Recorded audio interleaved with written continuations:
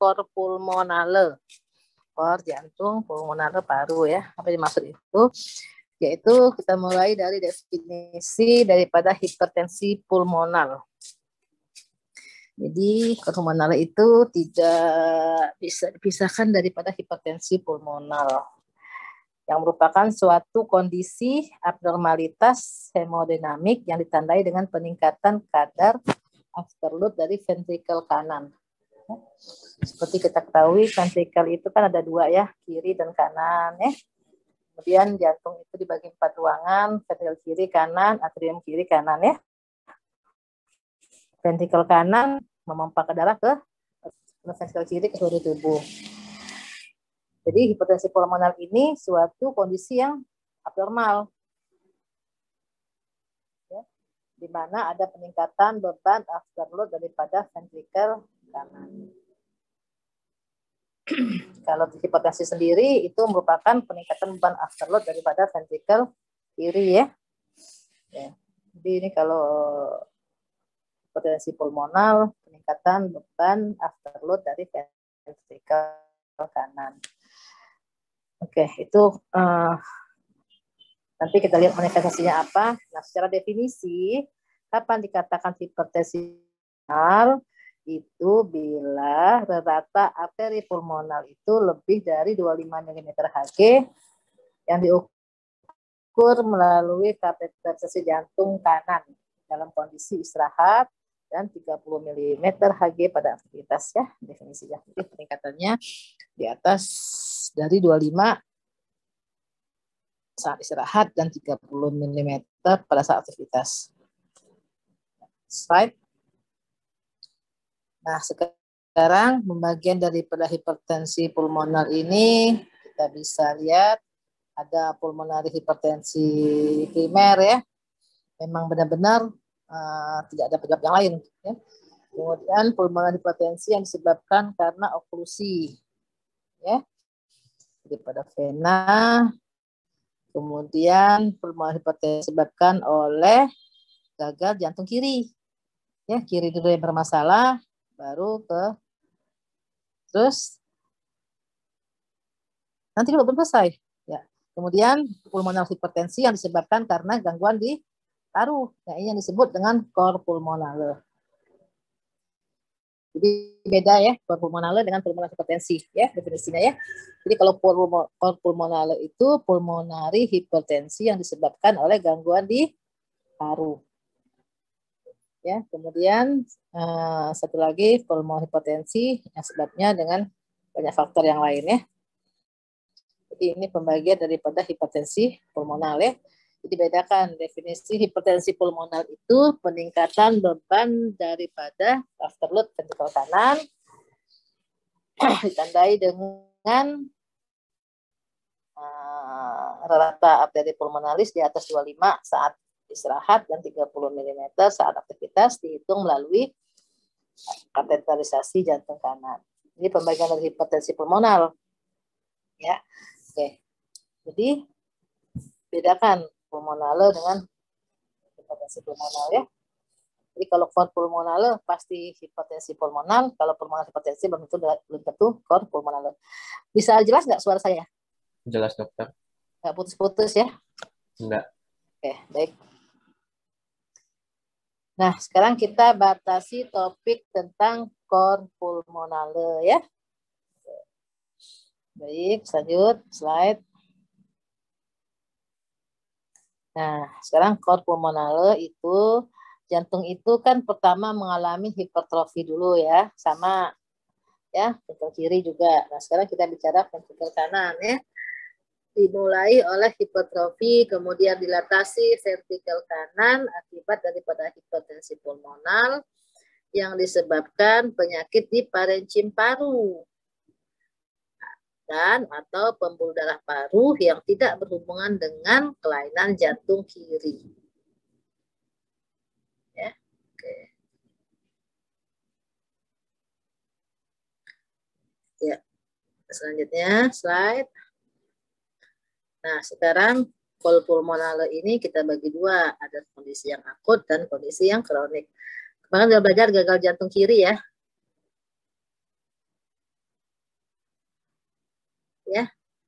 Belajar kan jantung kiri kan?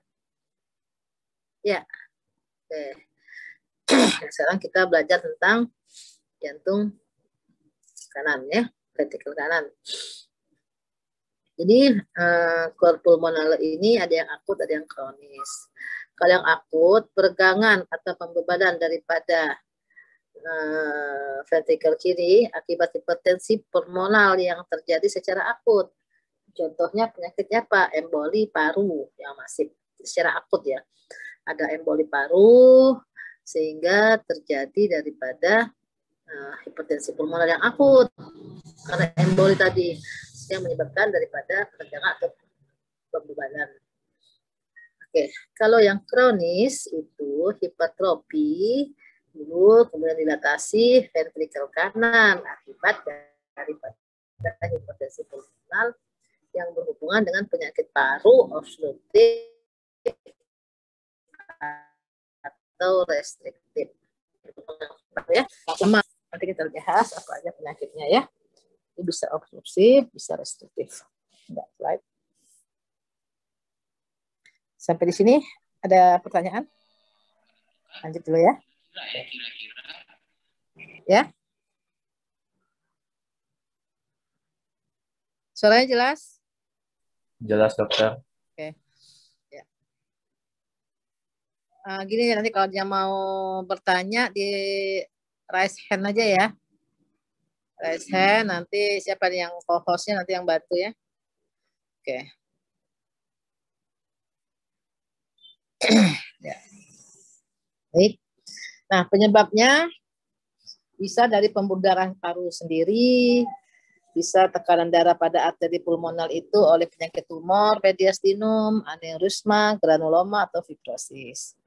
Bisa juga penyakit neuromuskular dan dinding dada, dan penyakit yang mengenai aliran udara paru atau alveoli, jadi mengganggu parenchimnya seperti PPOK, bekas TB ya.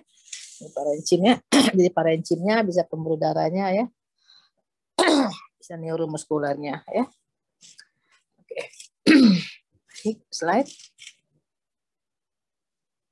Nah, ini dibagi lagi bagian yang tadi ya. Contoh tadi sudah saya sebutkan, bisa parenchim paru jalan nafas seperti COPD, penyakit paru obstruksi kronis, bisa asma, bronkiektasis, bronkitis, TB ya.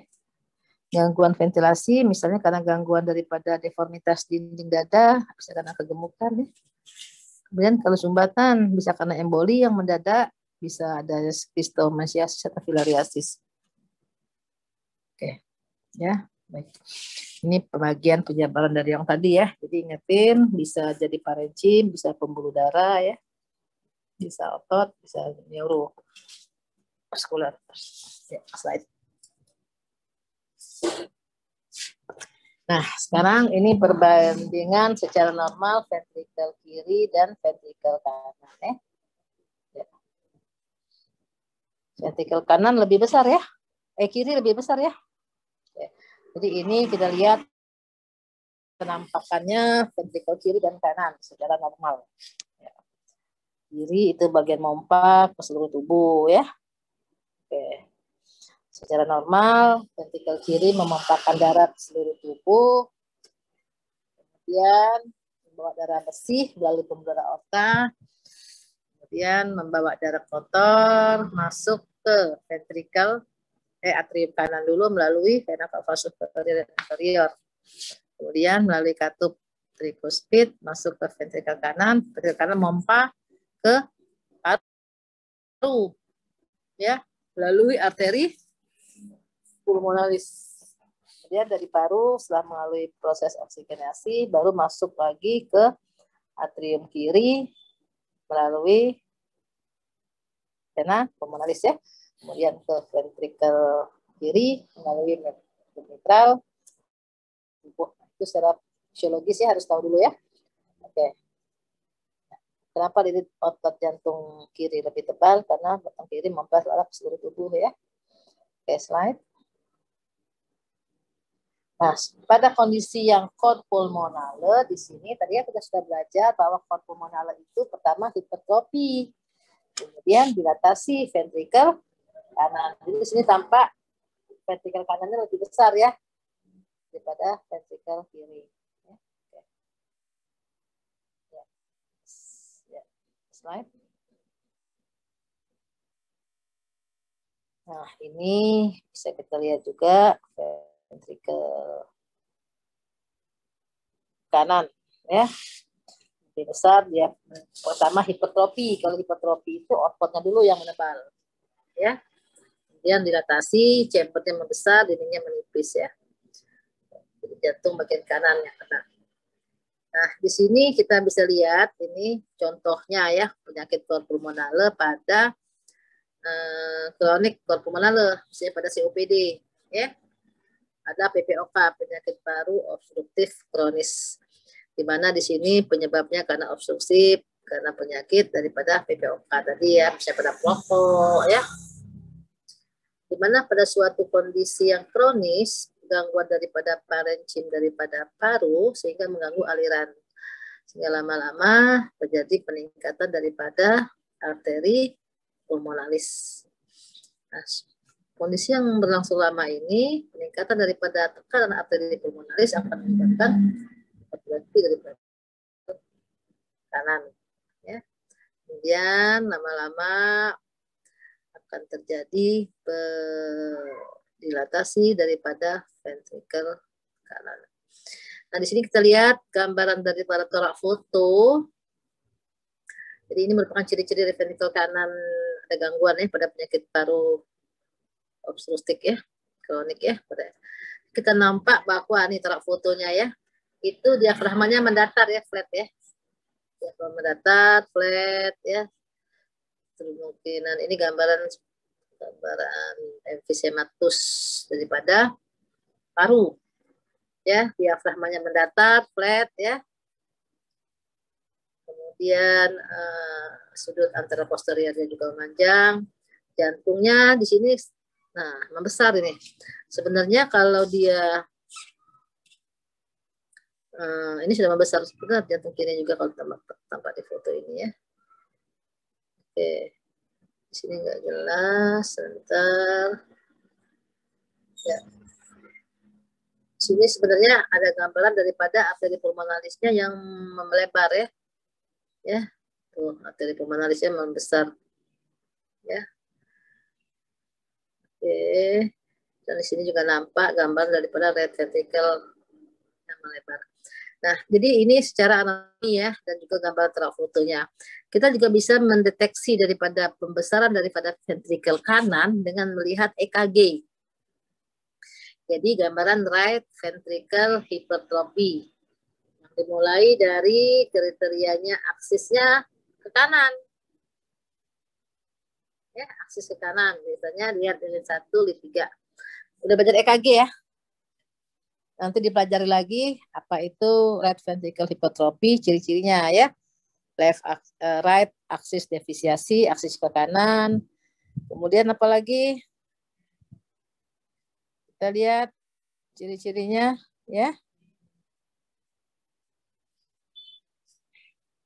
Kemudian bisa juga prominent P, gelombang P-nya tajam, tinggi ya di lead 2-3 APF ya. Jadi kita lihat ciri-cirinya daripada EKG, indikasi bahwa right ventricle hypertrophy. Kemudian kita juga bisa melihat bagaimana gambar EKG right atrial enlargement ya.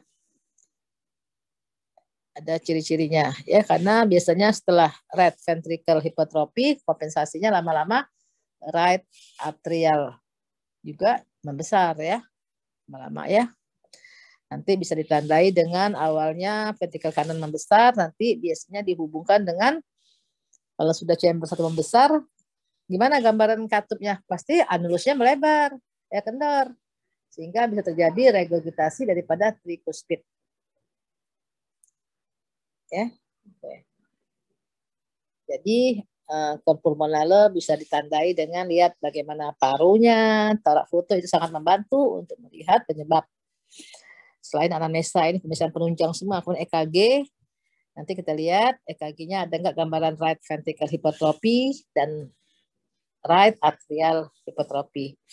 Ya. Kemudian kita lihat bagaimana tekanan di arteri pulmonalisnya melalui kateterisasi jantung kanan.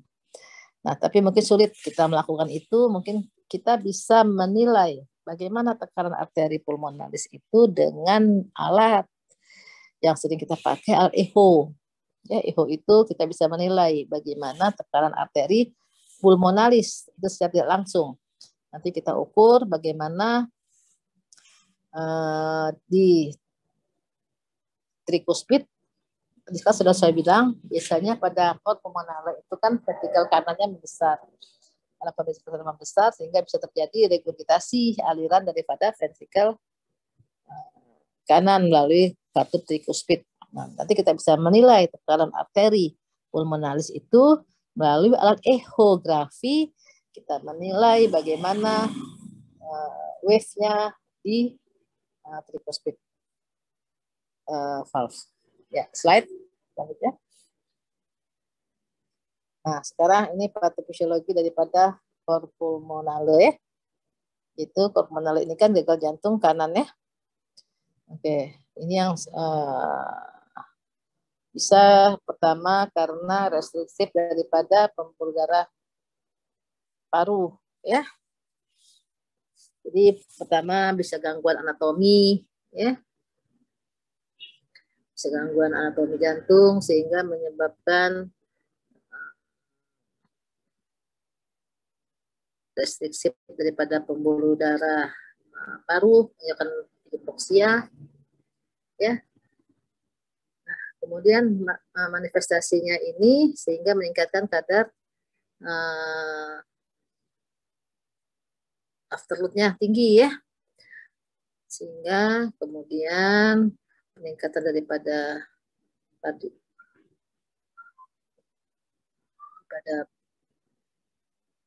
ventrikel kanan sehingga afterload tadi meningkat kan, jadi peningkatan daripada suatu kondisi yang kronik.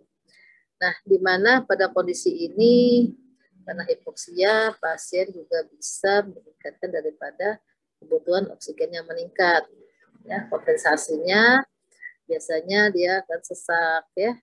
Kemudian untuk memenuhi kebutuhan oksigen itu biasanya terjadi kompensasi mekanisme tubuh sehingga terjadi peningkatan daripada kebutuhan daripada oksigen, biasanya HB-nya akan meningkat secara fisiologis ya untuk memenuhi kebutuhan daripada oksigen tadi. Ya, slide nanti kita bisa lihat selanjutnya. Nah, di sini kita bisa lihat bagaimana hubungan antara jadi hipertensi pulmonal tadi kan bisa gangguan dari jantung kiri, bisa karena primer, bisa gangguan daripada jantung kanan. Tapi kalau cor pulmonale ini khusus disebabkan oleh gangguan di paru ya, misalkan ya. Tetapi sebenarnya hubungannya ini bisa ini tinggal penyebabnya saja. Ya, pertama misalnya ini kita mulai daripada misalnya adanya gangguan obstruktif ya, obstruktif daripada paru sehingga peningkatan daripada beban. Ya. Di sini kita bisa lihat bagaimana akibat daripada tekanan yang tinggi dan kebutuhan oksigen yang meningkat sehingga terjadi daripada awalnya jantung kanan itu mengalami hipertrofi dulu ya, baik tadi ya. Setelah hipertrofi menebal, kemudian dia tidak mampu lagi mengatasinya itu dalam suatu kondisi yang kronik sehingga lama-lama right ventricle itu dilatasi. Ya, karena dilatasi itu peningkatan daripada volume daripada right ventricle kanan. Ya. Ya, bisa gangguan daripada peningkatan itu sehingga menyebabkan daripada penurunan daripada output daripada ventricle kanan ya. Kemudian Akibat daripada penurunan daripada ventrikel kanan ini juga bisa pengaruh ke lama-lama hubungannya ke ventrikel kiri. Ini kalau kita tidak mampu lagi mengatasi daripada mana right ventricle itu mengalami dekom yang berlanjut terus ya, sehingga bisa menyebabkan juga gangguan daripada pengisian daripada preload daripada ventrikel kiri. Kan ventrikel kiri preloadnya dari kanan ya. Performa jantung itu dipengaruhi oleh preload, kontraktilitas, dan afterload ya. Jadi juga pengaruh ya karena dekom tadi ya. Nah, manifestasinya sehingga penurunan daripada cardiac output ya. Ini saling berhubungan ya, ventrikel kiri dan ventrikel kanan. Ya. Right. Nah, daripada manifestasi tadi, kita bisa melihat bahwa untuk mendiagnosis pulmonale itu secara klinis, pasien bisa mengalami asidosis ya, hiperkapnia, hipoksia, polisetemia, dan hiperviskositas darah. Jadi tadi secara patofisiologi sudah dijelaskan bahwa untuk memenuhi kebutuhan oksigen tadi tubuh mengalami kompensasi ya. Kompensasi sehingga terjadi pengantaran darah karena memenuhi daripada kebutuhan oksigen yang kurang, biasanya HB-nya meningkat. Ya, itu. Kemudian kita bisa tegakkan daripada hipertensi pulmonal. Dilihat daripada tekanan di arteri pulmonalis tadi. Kemudian secara alat echo bisa juga melalui torak foto dari EKG kita bisa melihat adanya hipertrofi atau dilatasi ventrikel kanan. Dan diagnosis gagal jantung kanan. Gagal jantung kanan biasanya kita bisa nilai dari tekanan tinggi di gagal jantung kanan. Pemeriksaan fisiknya misal pembesaran jantung kanan, bisa juga dengan adanya regurgitasi. Kita lihat dari pemeriksaan fisiknya nanti ada tricuspid regurgitasi ya, umur, sistolik, tricuspid ya. Ya, oke. Dari EKG bisa juga menilai bagaimana pembesaran daripada ventrikel kanan. Kemudian gagal jantung kanan sesak ya, sesak. Atrium kanannya tekanan tinggi bisa menyebabkan daripada JP juga meningkat ya. Semua manifestasi gagal jantung kanan. Ya, slide. Nah, ini sama nih, diagnosis tadi pasti didahului oleh simptomnya sesak ya, sakit kepala, bisa mengantuk, sesaknya, hiperkapnia, asidosis tadi ya, sakit kepala, bisa karena kekurangan oksigen, mengantuk juga bisa kurang oksigen, konfusi, mual, nyeri ulu hati, biasanya dikarenakan DPP yang meningkat. DPP meningkat sehingga biasanya vena portanya juga melebar sehingga teraba hepar ya. Hepar bisa keluhan seperti mual, nyeri ulu hati ya. Ada murmur sistolik tadi kan karena katup tricuspidnya mengalami rigor hepatomegali ya, bisa asites, bisa udem pretibial ya. Tanda-tanda kongestif, tanda-tanda bendungan.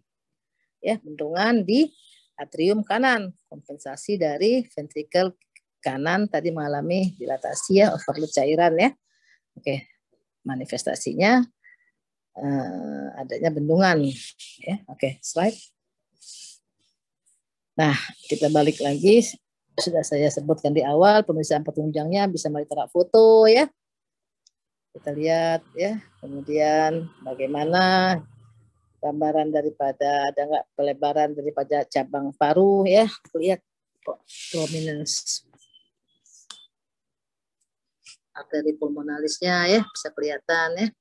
EKG tanda-tandanya ya dibaca ya, bagaimana ciri-ciri daripada right ventricle hypertrophy. Salah satunya aksesnya ke kanan, ada gampangan P pulmonal atau P prominence di lead 2-3 APF ya. Kemudian dilihat lagi echo. Echo itu kita melihat bagaimana kompartemen daripada ventrikel kanannya besar ya. Kemudian dari echo juga bisa lihat adanya regurgitasi. Jadi echo itu saya USG ya. USG jantung untuk melihat pertama anatomi anatominya bagaimana, chamber daripada jantung, bagaimana ventrikel kanan, ventrikel kiri, atrium kanan, atrium kiri ya.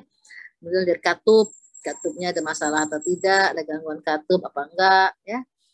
Kemudian bisa menilai daripada tekanan di paru, pulmonar hipertensi melalui alat echo ya.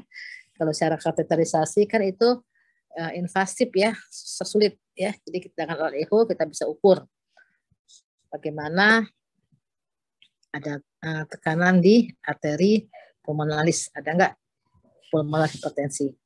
Kemudian pemeriksaan penunjang kita lihat juga daripada AGD-nya ya. Bagaimana labnya, pemeriksaan darah, adanya asidosis respiratorik.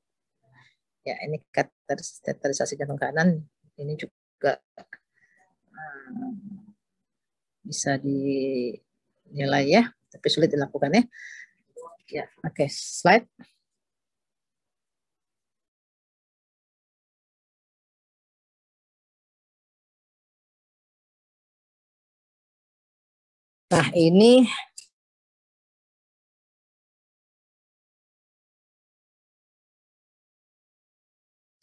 Nah, ini gambaran sama aja ya. Cuma kita ulang lagi di sini, mungkin bisa lebih dilihat, lebih jelas. Ini sayang ya, nggak ada ini ya, susah kita ada PowerPoint. Kalau bisa ditunjuk, nah itu lihat.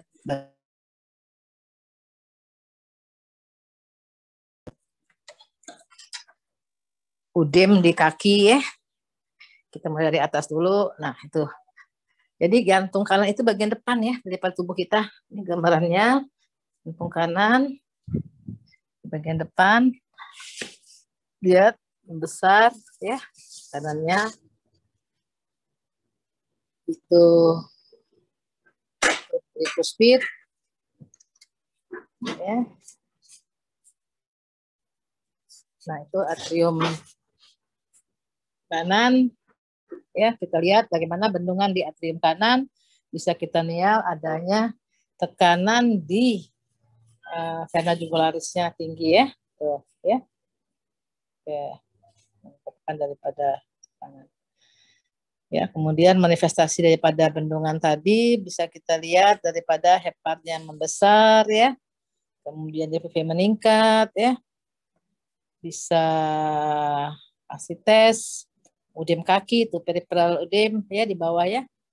Kemudian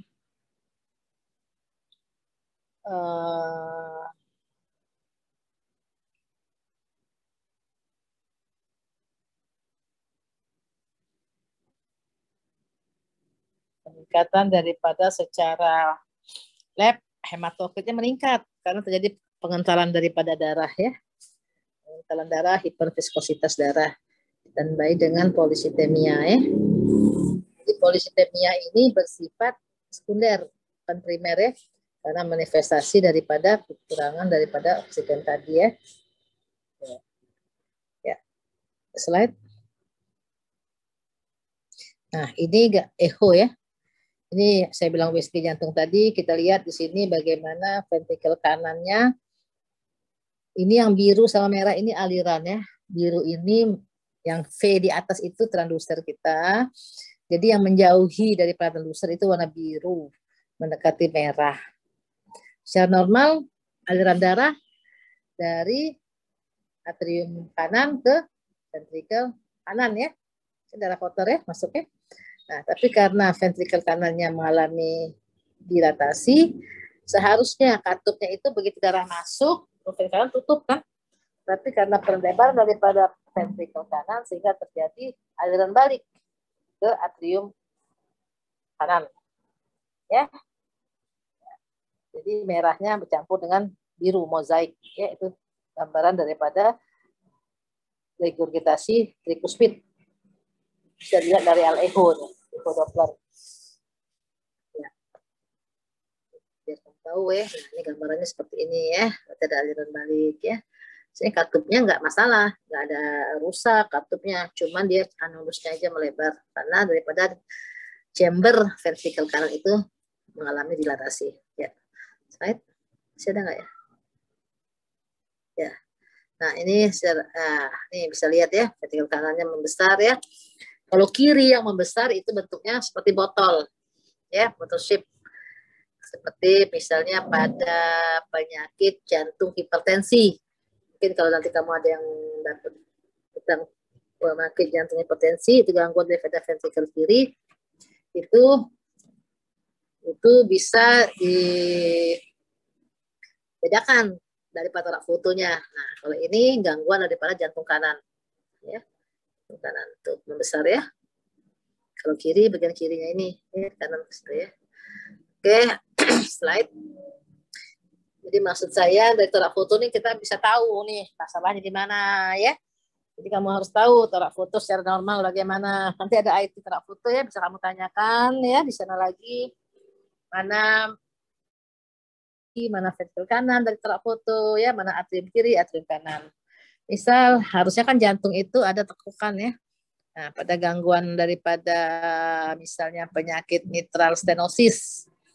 Mitral stenosis itu gangguan dari katup sehingga atrium kiri dari atrium kiri darah tidak masuk full ke ventrikel kiri sehingga jadi bendungan daripada atrium kiri membesar.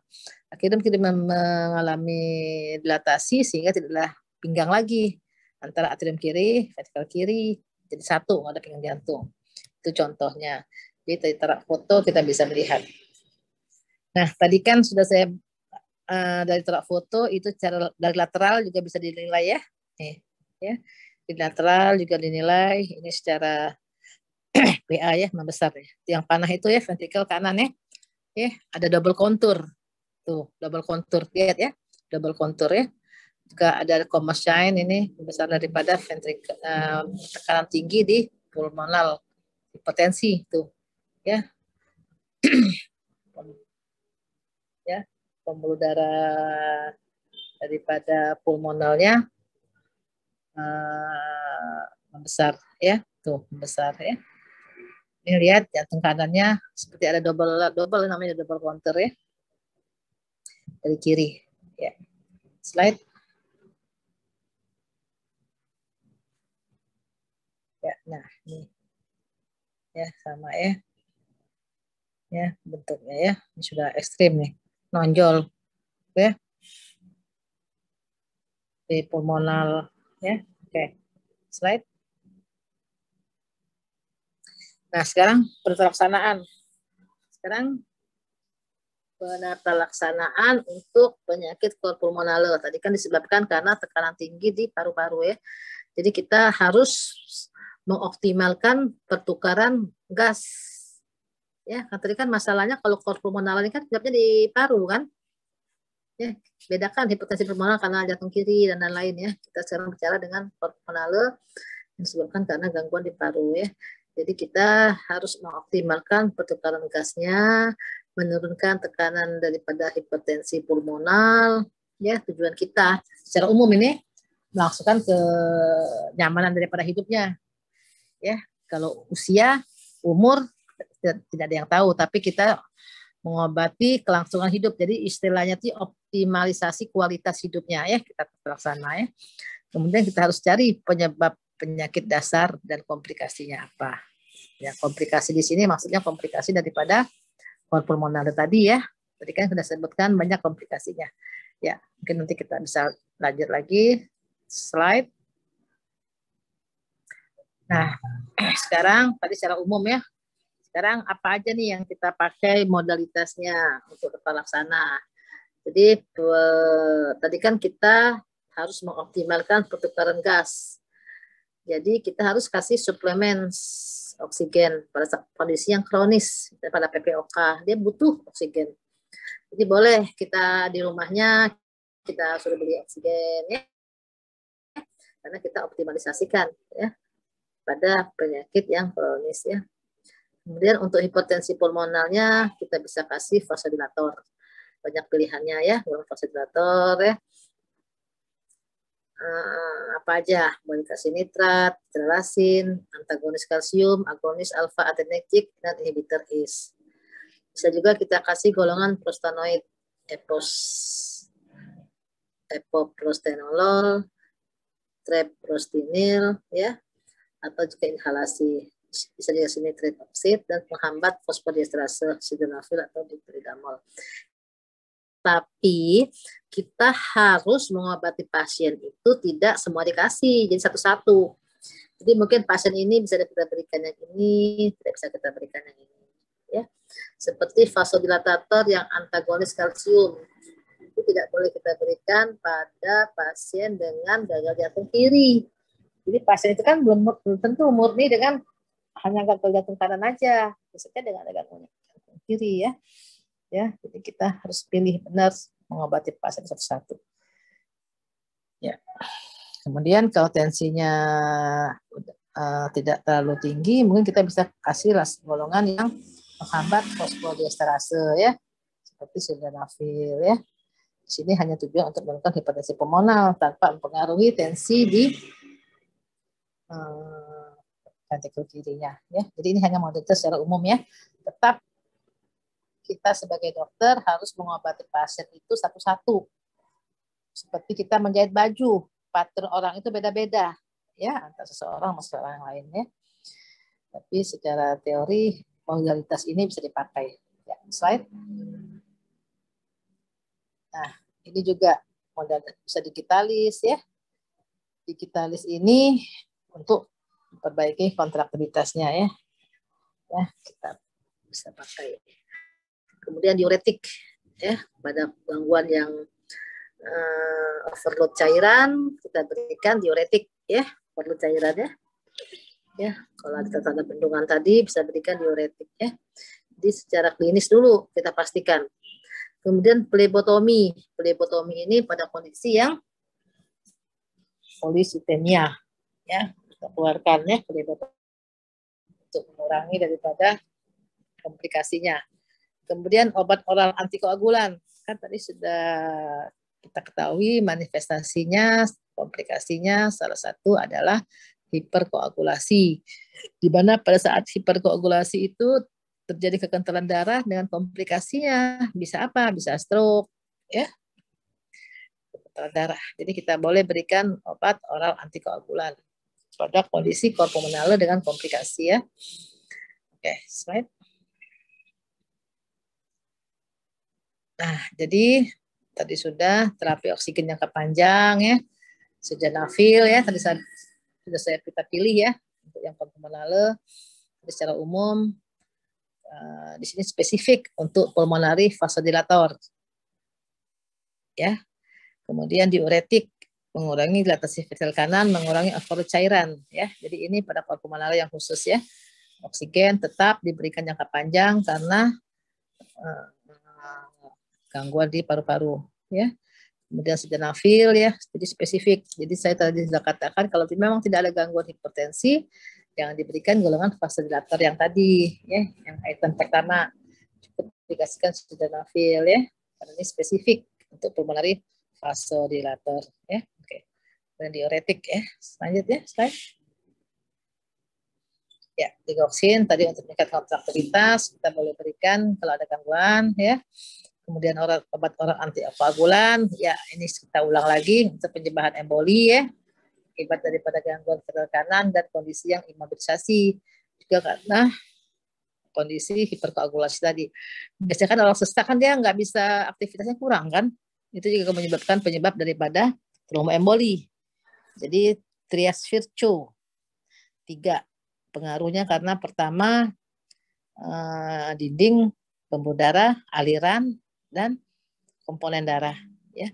Nah, pada kondisi ini mungkin karena alirannya ya disfungsi ventrikel kanan dan kondisi imobilisasi, kemudian daripada komponen darahnya ya bisa karena hiperkoagulasi tadi. Ya, di sini calcium channel blocker tidak spesifik ya. Kalau ada gangguan daripada hipertensi boleh ditambahkan dengan syarat tidak ada gangguan daripada pompa ventrikel kiri. Karena kalsium channel blocker tidak boleh diberikan karena dia menghambat channel kalsium. Jadi otornya tambah nggak bisa pompa kalau kamu berikan pada gangguan jantung kiri. Dan bisa diberikan inhalasi nitric oxide. Dan yang paling terakhir kita lakukan operasi ya daripada paru Ya, oke. Bisa ada nggak slide-nya? Ya, terima kasih. Boleh, ada waktu masih. Kalau ada yang mau bertanya, silakan. Raise hand. Suaranya masih bisa jelas nggak? Kedengaran nggak? Jelas dokter. Jelas ya. Alhamdulillah. Pagi ini cuaca terang, sinyal baik.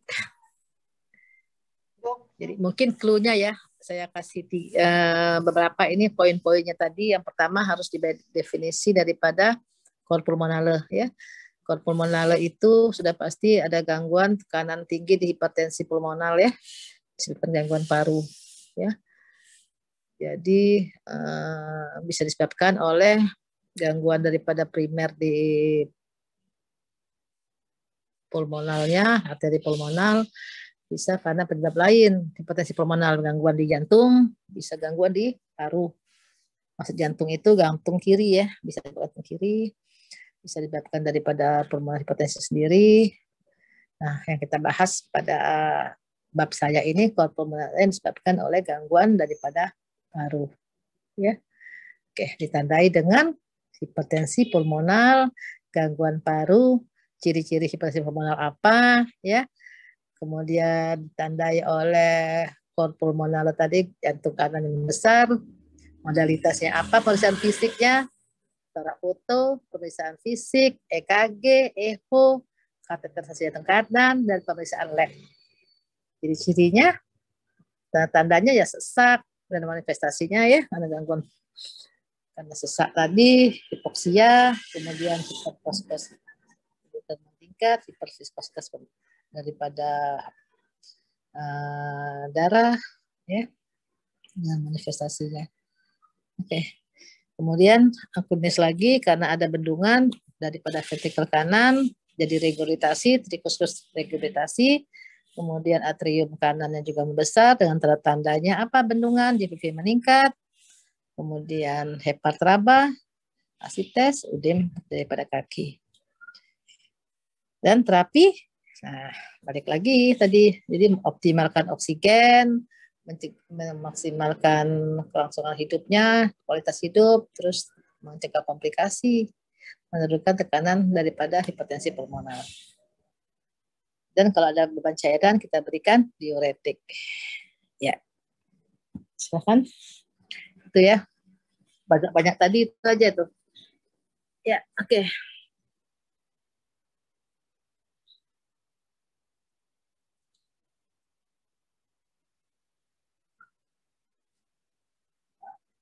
Ada yang